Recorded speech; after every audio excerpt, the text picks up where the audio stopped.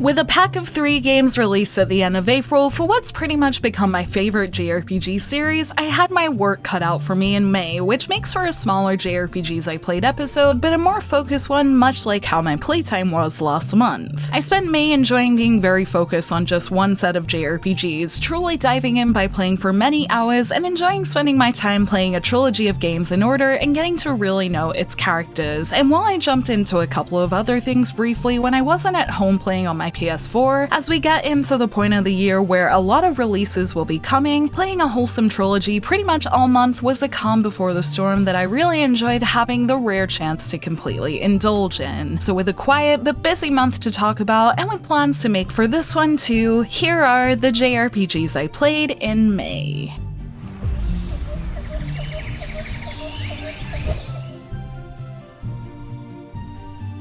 As those who know the channel well can guess, the trilogy I spent the month playing in May was the Atelier Mysterious DX one, with it being likely that I spent close to 100 hours with it in May as I finished both Sophie and Firis during the month, which took about 75 hours total, and also got a fair bit into Lydie and Suelle DX since I started it on around the 20th. While my playtime with this trilogy bled both into April and June since these are 3 decent-sized JRPGs, the bulk of my time with this trilogy and where I had the most fun with it was last month, as finishing Sophie and Firis meant I was finally caught up on all the currently available Atelier games, and I got to know these characters much better than I did when I met them when I first played Lydie and Suelle. Both games are very different, with Firis being an open world one and Sophie having no time limit, but it was fun to experience freedom in these games in different ways throughout my journey because of this, and I'm impressed that even after doing my best to see as much of these games as possible, I still have plenty of events and things to see and do post-game that'll surely see me come back to them at some point, which I have no doubt I will, as I've already started going into other games in the series to unlock more events, which I'll likely talk about next month. But all in all, May was a fun month to spend really exploring and discovering all the weird and wonderful mechanics of the Mysterious Trilogy, whether it was item duplication or passing alchemy exams, and the month ended with a nice feeling of nostalgia as I got into Atelier Lydie and Suelle, which I finished earlier this month and enjoyed having a new perspective on after finishing the 2 games that came before it. On that note, my reviews of Atelier Sophie DX and Firis DX are already out, so I'll link my Atelier playlist here in case anyone would like to hear my more detailed thoughts on these games. But as expected, and as I said last month, it's been really fun seeing how these games influence the Atelier games we see today, and now that I've officially finished all 3, I'm really hoping we hear an Atelier announcement soon, as I'm sure I'll be ready for more gathering, synthesis, and wholesome story soon, as these games left me wanting more, and it's also getting to that point of the year where Gus usually has something to tell us, and while it might not come during E3, I'm hoping we hear something in a direct or at TGS or something later this year to have more of this fun series to play with.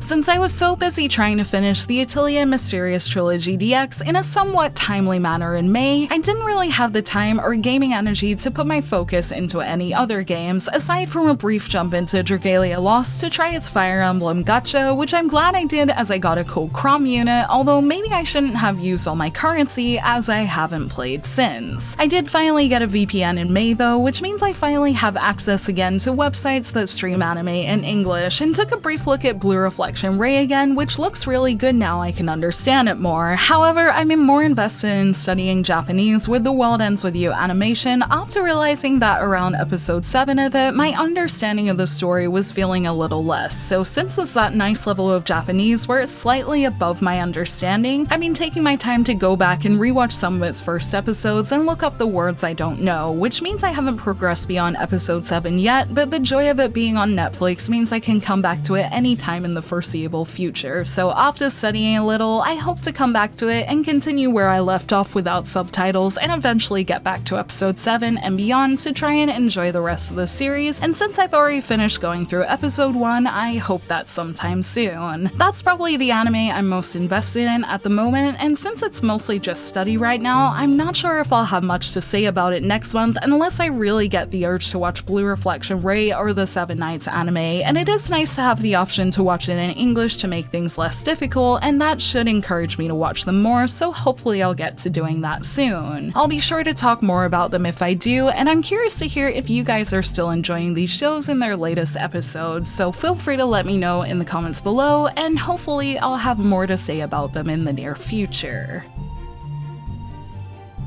I spent the beginning of June finishing the end of Atelier Lydie and Soul DX, and have already drafted my review for it, which should make it the next video after this one. And aside from that, since I'm breaking out of being all Atelier all the time into playing more of a variety of JRPGs in my free time with a little Atelier sprinkled in here and there, I'm currently spending my time getting through the demos I've had sitting and waiting on my hard drives to get an idea of what to expect from upcoming releases. I've already played most of the Kasane part of the Scarlet Nexus demo that has me excited to play the full game later this month, and on my Switch I've had the Disgaea 6 and Cris Tales demos sitting on there for a while, so hopefully I'll give those a try very soon to see if I'm interested in them as well. I'm also hoping to watch the upcoming Nintendo Direct for E3 Live in the hope that there will be a JRPG related announcement or two, so I'm looking forward to that, all before trying the full version of Scarlet Nexus later this month when it comes out on the 25th that I'll be getting for PS4, as I haven't had any luck in my quest to get a PS5 yet, unfortunately, but I'm still very excited for Scarlet Nexus as it's still one of my most anticipated JRPGs for this year, and the demo really helps remind me of how fun it looks to play. I hope you guys are enjoying what you're playing too, whether it's a demo or a full game that you're enjoying, and I look forward to hearing more about what those games are in the comments as another fun month of playing JRPGs continues.